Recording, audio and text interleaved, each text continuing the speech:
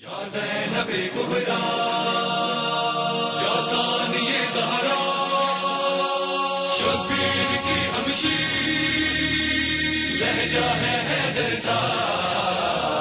ज़ैनब ने बिस्म रब्बी से खुतबा शुरू किया, महसूस हो रहा था कि हैदर है लब कुशा।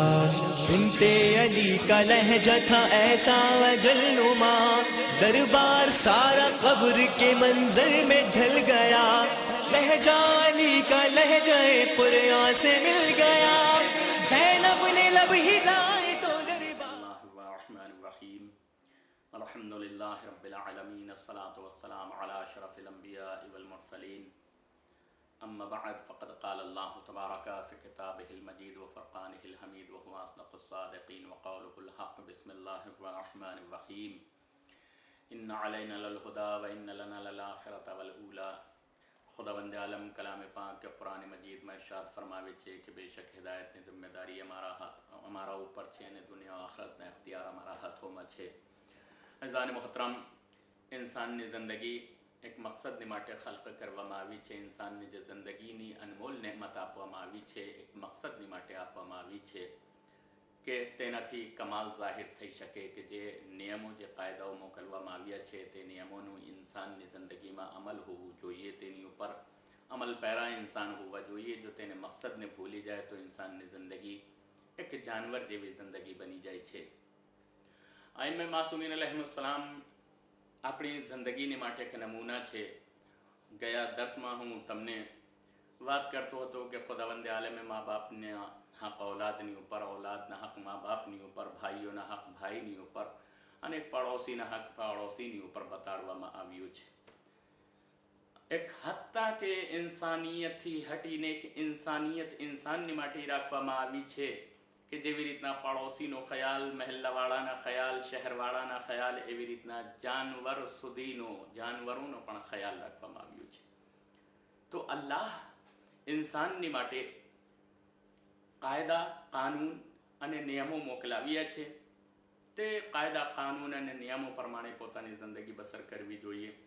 અઝીઝો, મોહબ્બત કે જે ભાઈ બહેનોની અંદર હોવી જોઈએ એની ઉપર ઇમામ માસૂમીન અલૈહિસ્સલામે બતાડ્યું છે કે ભાઈ બહેનથી કેટલી મોહબ્બત કરે, બહેન ભાઈથી કેટલી મોહબ્બત કરે।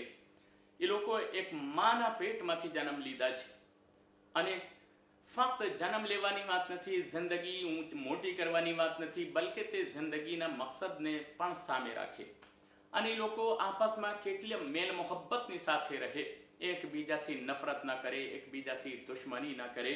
એ ભાઈ બહેનોની માટે ઇમામ માસૂમીન અલૈહિસ્સલામ પોતાની જિંદગીમાં બતાવતા હોય છે।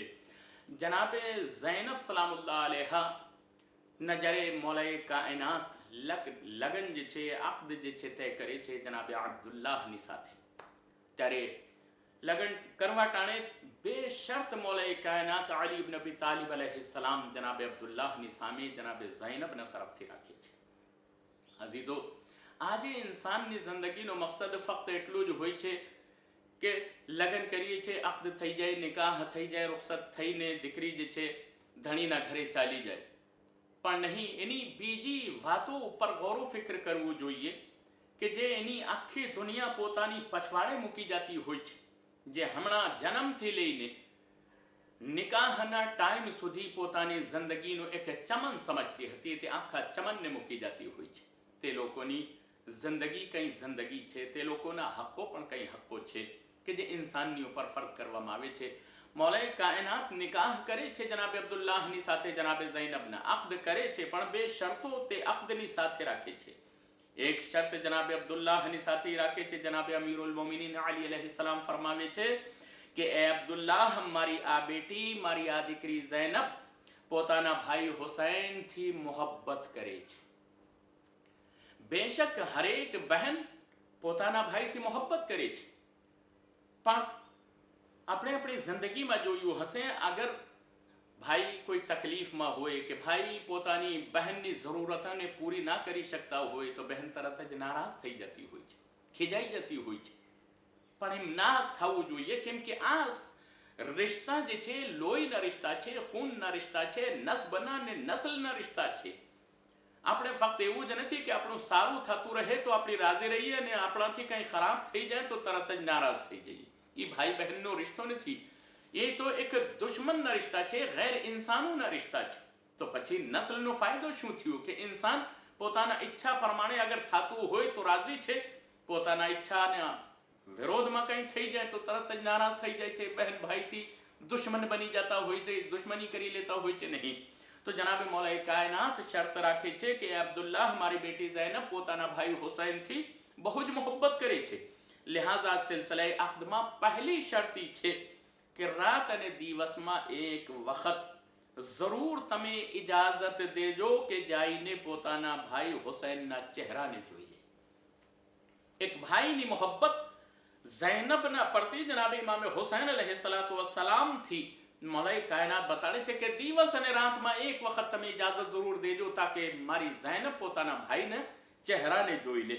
કેમ કે આ થઈ જ નથી શકતું કે દિવસ પસાર થઈ જાય, રાત પસાર થઈ જાય અને આ બહેન પોતાના ભાઈને ન જોવે. એક બહેનની માટે ભાઈની મોહબ્બત, જનાબે ઝૈનબ હકીકતમાં એટલી મોહબ્બત કરતા હતા જનાબ ઇમામ હુસૈન અલૈહિસ્સલાતુ વસ્સલામ થી. બીજી શરત, બીજી કન્ડિશન એ છે કે જ્યારે એનો ભાઈ હુસૈન મદીના મૂકીને જાવા લાગે, મદીના મૂકીને બીજી ઇરાકને તરફ સફર કરે તો જનાબે ઝૈનબને રોકજો નહીં, બલકે એની સાથે જવાની ઇજાઝત આપી દેજો. અઝીઝો, એના ઉપરથી પણ ખબર પડે છે કે અગર નિકાહમાં અક્દમાં છોકરીના તરફથી છોકરીના વારિસો કઈ કન્ડિશનો ને કઈ શરતો રાખે તો તે શરતો કબૂલ કરવી જોઈએ ને તેની ઉપર અમલ પણ કરવું જોઈએ. તો આપણે આપણી જિંદગીમાં કેટલી શરતો રાખતા હોઈએ છીએ, પણ ઇન્સાન આગળ ચાલીને આઝાદ થઈને તે શરતોને ભૂલી જતા હોય છે. મૌલાએ કાયનાત શરતો રાખે છે, જનાબે અબ્દુલ્લાહ તે શરતોને કબૂલ કરે છે અને તે શરતોને પૂરું પણ કરે છે કે જનાબે ઝૈનબ જ્યાં સુધી પોતાના ભાઈને 24 કલાકમાં એક વખત જોઈ લેતા ન હતા ત્યાં સુધી એને સુકૂન પડતો ન હતો. અને જ્યારે પોતે મદીના મૂકીને જવાને તૈયાર થાય છે તો જનાબે ઝૈનબ જે છે જનાબે અબ્દુલ્લાહની પાસે, પોતાના ધણીની પાસે આવે છે અને આવીને કહે છે કે મારા વાલીઓ વારિસ, મારા સરતાજ, મારા શોહર, મારા ભાઈ જે છે મદીના મૂકીને કરબલા ઇરાક તરફ જઈ રહ્યા છે, તમે મને ઇજાઝત આપો. તો જનાબે અબ્દુલ્લાહ કહે છે હું તો તમને ક્યારની ઇજાઝત આપી ચૂક્યો છું.